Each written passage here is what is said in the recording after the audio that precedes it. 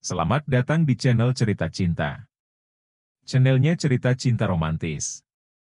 Sebelum lanjut, mohon dukungannya dengan like dan subscribe dulu. Berondong Plus, bagian 6.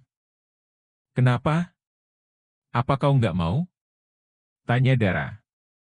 Dia bisa melihat ekspresi Elang, yang justru terlihat tak bersemangat. Bukan begitu. Hanya saja, sekarang suasana hatiku sedang buruk, ungkap Elang. Kenapa? Apa ada sesuatu yang terjadi? Ceritakan saja padaku, kata Dara yang langsung merasa cemas. Hanya masalah di sekolah, aku hanya butuh menenangkan diri sejenak. Dan aku tahu, kalau kau adalah satu-satunya orang yang bisa menenangkanku. Elang mendudukkan Dara ke atas karpet, kemudian barulah dia telentang ke pangkuan gadis itu. Senyuman perlahan merekah di wajah Dara. Elang lantas segera membalas senyumannya, mereka saling menatap lekat. Sebelum kita melakukannya, boleh aku tanya, kenapa kau tiba-tiba merasa sudah siap? Tanya Elang penasaran. Entahlah. Mungkin karena perasaan sayangku padamu semakin kuat, sahut Dara sembari membelai kepala Elang. Semakin kuat? Yang benar? Tanggap Elang. Iya, beneran. Makanya aku udah merasa siap, ungkap Dara bersungguh-sungguh. Elang merasa terenyuh mendengar pengakuan Dara. Alhasil, suasana hati buruknya perlahan sirna. Rasa cinta yang dirasakan Elang, otomatis ingin dirinya wujudkan dengan sentuhan nikmat. By the way, kita nggak bicarain masalah tadi malam? Kau nggak penasaran dengan keluargaku? Imbuh Dara. Elang menegakkan dirinya, ia lalu memegang tengkuk Dara. Kita bisa bicarakan itu nanti, ujarnya. Elang langsung memagut Dara, untuk memulai semuanya. Sambil melakukan itu, tangannya perlahan bergerilya. Elang menyasar ke inti kembar secara bergantian. Jamuan dari Elang membuat Dara merasakan gairah. Gadis itu pun memagut Elang lebih intens. Parahnya, tangan lentik Dara berani bergerilya di inti Elang. Dengan pelan, Elang tuntun Dara pindah ke atas ranjang. Dia memposisikan diri di atas Dara. Kini Elang lebih bebas beraksi, ia menggarap semuanya. Enak ya, Ra? Tanya Elang. Iya. Jawab Dara sembari memegang wajah Elang. Lelaki itu tersenyum nakal, lalu perlahan bergerak turun lebih ke bawah. Kau mau kemana? Tanya Dara yang tak mengerti. Dahinya berkerut, saat melihat Elang membuka lebih lebar kedua kakinya. Ucapan Dara langsung terpotong, karena sekarang dirinya bisa merasakan Elang sedang melandaikan pintu pendakian menuju puncak. Desahan Dara semakin tak terhenti, ketika keindahan puncak semakin menghampiri dirinya. Hingga akhirnya, dia merasakan kenikmatan di puncak untuk pertama kalinya. Elang kembali memposisikan dirinya ke atas Dara, siap memimpin pendakian sesungguhnya. Dia menatap gadis itu. Bagaimana kalau aku sudah tak perjaka? Apa kau akan tetap menyerahkan kegadisanmu? Tanya Elang. Mata Dara terbelalak. Buru-buru dia mendorong Elang, dan merubah posisi menjadi duduk. Dara segera menutupi tubuhnya dengan selimut. Apa kau sudah tak perjaka? Dengan siapa kau melakukannya? Dan kenapa baru sekarang kau memberitahu? Cecar Dara, menatap Elang dengan rasa kesal. Maaf. Aku kira ini tidak penting bagimu, tanggap Elang. Aku bilang, dengan siapa kau melakukannya? Geram Dara. Elang mendengus kasar sambil membuang muka sejenak. Dia berkata, dengan wanita yang lebih tua dariku, dan itu terjadi sebelum aku bertemu denganmu. Seharusnya kau beritahu sejak awal. Jika kau melakukannya, aku sekarang tidak akan jatuh cinta begini kepadamu. Balas Dara. Elang berusaha menenangkan Dara, dengan memegangi pundak gadis itu. Akan tetapi, Dara langsung menepisnya begitu saja. Cukup. Dara bergegas masuk ke kamar mandi, ia tak lupa membawa pakaiannya sebelum masuk ke sana. Menyaksikan sikap Dara barusan, Elang hanya bisa mendengus kecewa, ia pun segera mengenakan celananya. Kau sebaiknya pergi dari sini, El. Pekik Dara dari dalam kamar mandi. Apa itu artinya kau memutuskanku? Elang memastikan. Aku bilang pergi. Teriak Dara, yang langsung membuat Elang langsung mengenakan seluruh pakaian yang tersisa. Selanjutnya, pemuda itu segera beranjak dari kamar kosan. Dasar cewek, sulit dimengerti. Kalau begitu, cari saja perjaka di luar sana yang sepertiku. Gak bakalan ada. Gerutu Elang, sembari menuruni tangga dengan langkah cepat. Itu dia lakukan, karena merasa malu dengan si Jagur yang masih berdiri mengikutinya.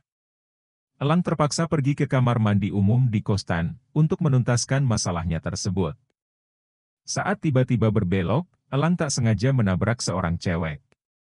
Ulahnya membuat buku yang dipegang cewek itu jatuh. Sorry. Elang bergegas mengambilkan buku tersebut sebagai bentuk tanggung jawab. Lalu dia serahkan buku itu pada cewek yang ditabraknya tadi. Butuh bantuan? Sepertinya kau sedang kena emergency terong? Tanya cewek tersebut, lalu terkekeh geli. Hah? Elang bingung dengan pertanyaan cewek itu. Ia yang sejak tadi tidak sempat menatap wajah sang cewek, akhirnya menatapnya. Dia melihat arah tatapan cewek tersebut tertuju ke arah bawah. Terlihat jelas dari dalam sana ada sesuatu yang mencuat. Sekarang Elang mengerti maksud pertanyaan cewek itu. Dia segera memperhatikan cewek berambut pendek sebahu tersebut. Pupil mata Elang membesar. Saat sadar, kalau cewek di hadapannya juga berseragam putih abu-abu seperti dirinya. Bahkan lambang di seragamnya, menuliskan nama sekolah yang sama dengan Elang.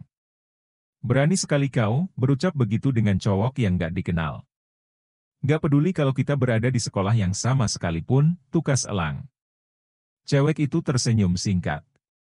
Kau mungkin tak mengenalku, tapi aku mengenalmu. Ungkapnya. Dia mendekati Elang sampai membuat cowok itu tersudut ke dinding. Aku selalu memandangimu dari jauh dan mengagumimu dalam diam.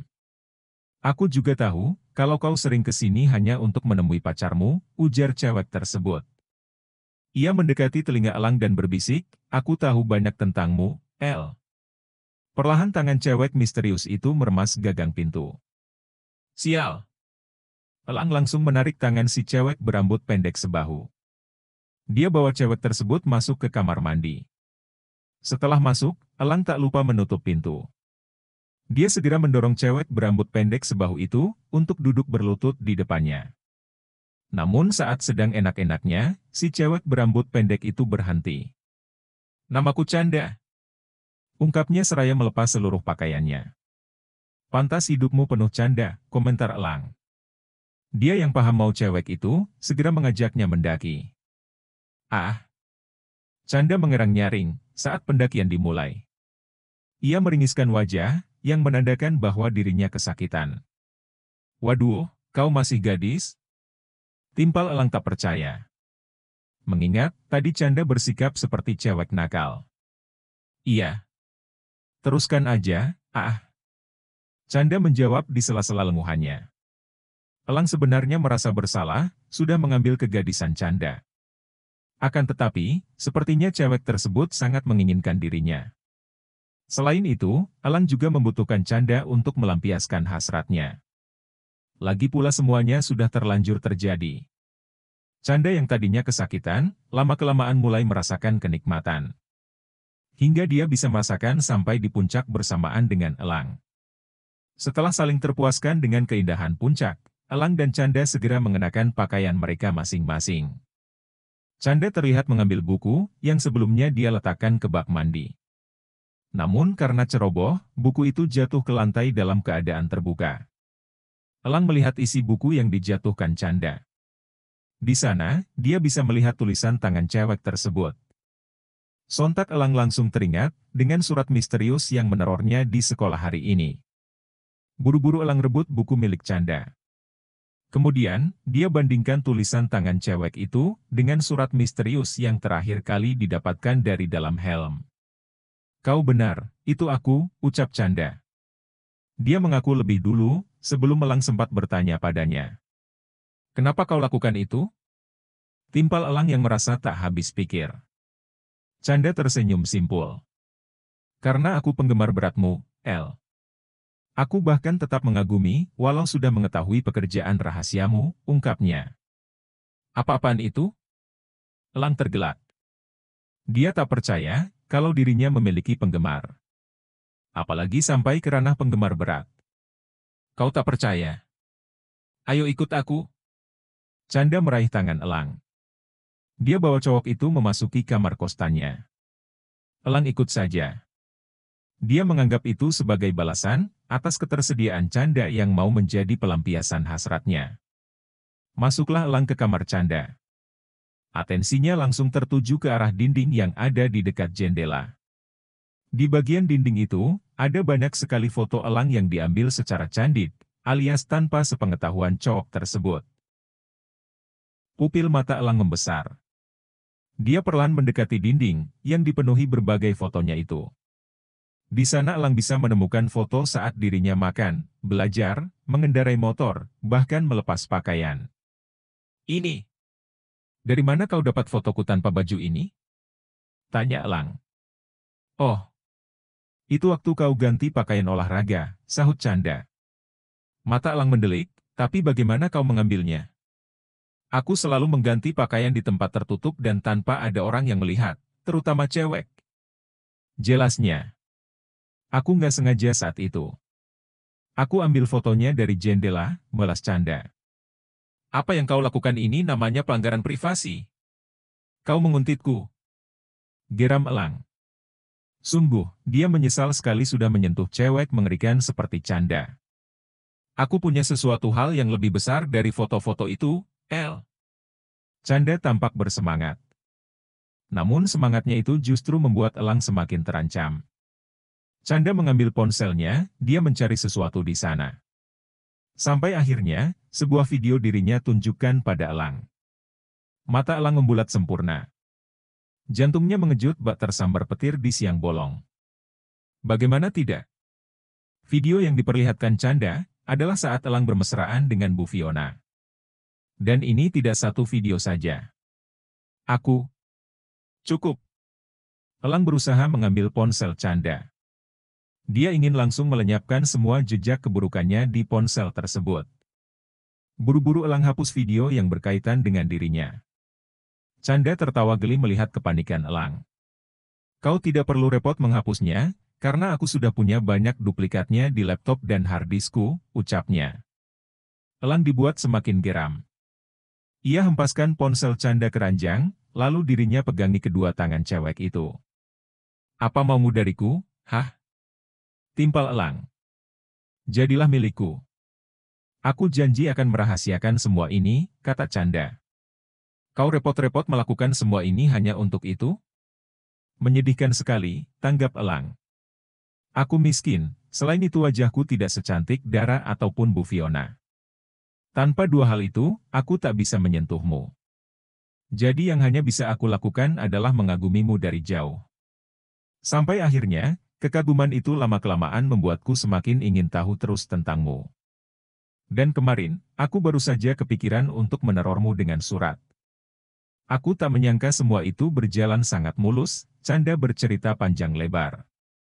Kau sudah mendapatkan yang kau mau tadi kan? Bukankah itu sudah cukup? Tukas Elang. Dia mencoba melakukan negosiasi. Tentu saja tidak.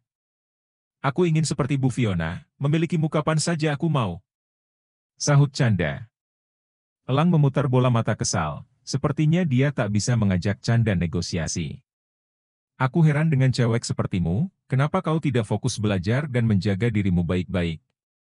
Melakukan semua ini hanya membuang waktu. Dan aku tak mau menjadi orang yang membuatmu membuang waktu. Kata Elang. Lalu kau? Bukankah kau mengerjakan hal yang membuang waktumu? Balas Canda. Aku melakukannya untuk bertahan hidup.